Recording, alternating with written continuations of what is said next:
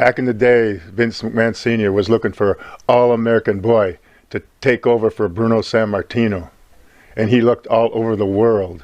And he met a lot of people, and he saw a lot of people that he had working with him that do certain things. And then he saw me, and he called the promoters and asked who would be the best guy to be the all-American boy for my company. And every one of them said me. Because they knew I was reliable. They know I would show up. They know I'd outwork everybody. And some of those people that were working for Vince Sr. were partying all the time. And I did the partying when I was 15 years old. I got over it. But that's how it started. And I want to be a role model. I want to do the right type of thing. Is he this committed to Bob Backlund? Is Vince Sr. this, and which he was, because he did not want to be proven wrong, Vince Sr. He had put a year into getting Bob Backlund over every week on television. Every week on a full year. And he did not want to be proven wrong. And he was going to go through with this title change, come hell or high water, an earthquake, a hurricane, whatever is going to happen, this thing is going to be changed, and Backlund is going to be my champion, no matter what. And I told Bruno.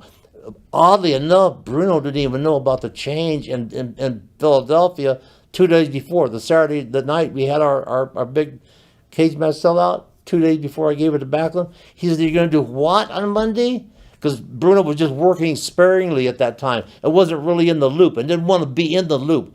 I said, "Yeah, I'm giving the belt to Backlund on Monday." He said, "You're what? You're giving the belt to Backlund?" He was that far out of the loop at the time.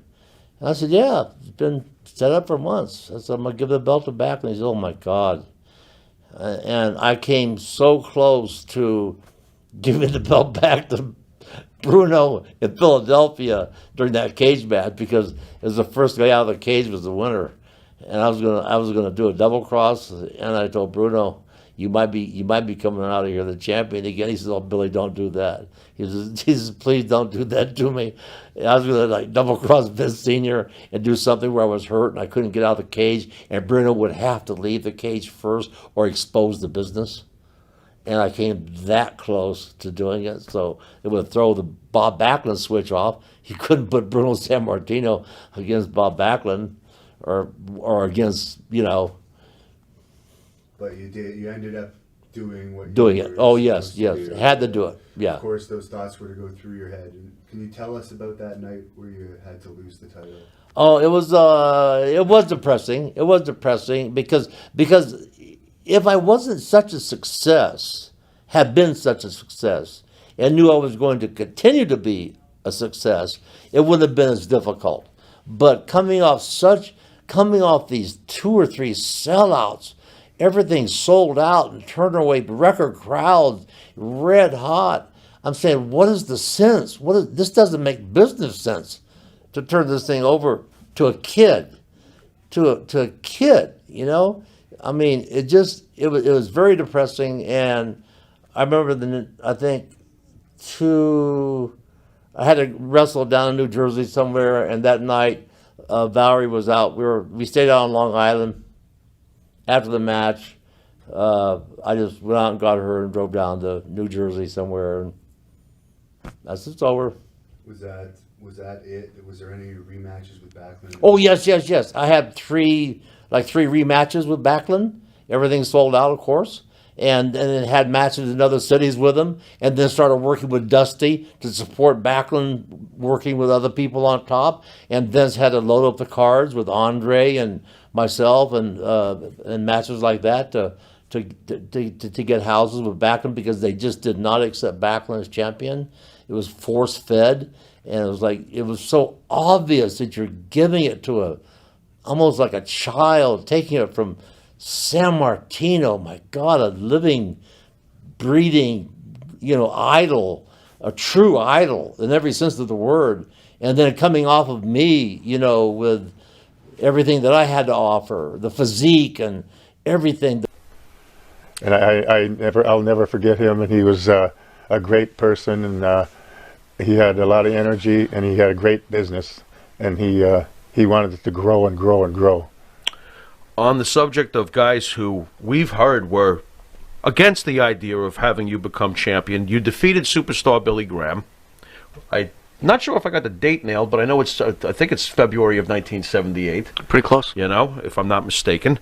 How was your relationship with Superstar Graham? Did he resist the idea of giving the belt up to you behind the scenes? Oh yeah. He didn't want to do that at all.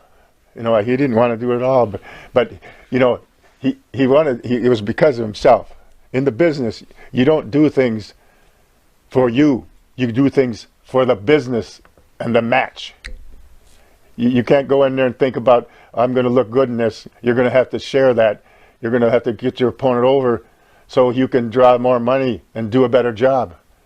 There's no playing around in there, and no trying to take, I'm going to go in there and I'm going to get this guy and tear him apart. Did he resent you? Did he treat you, wrong during any of this? He didn't want to do anything with it, but he knew he couldn't do anything else as far as beating me. Right. I'd get him in a bear hug, and he's supposed to be strong. I'd get him in a bear hug, and I was standing up in the air.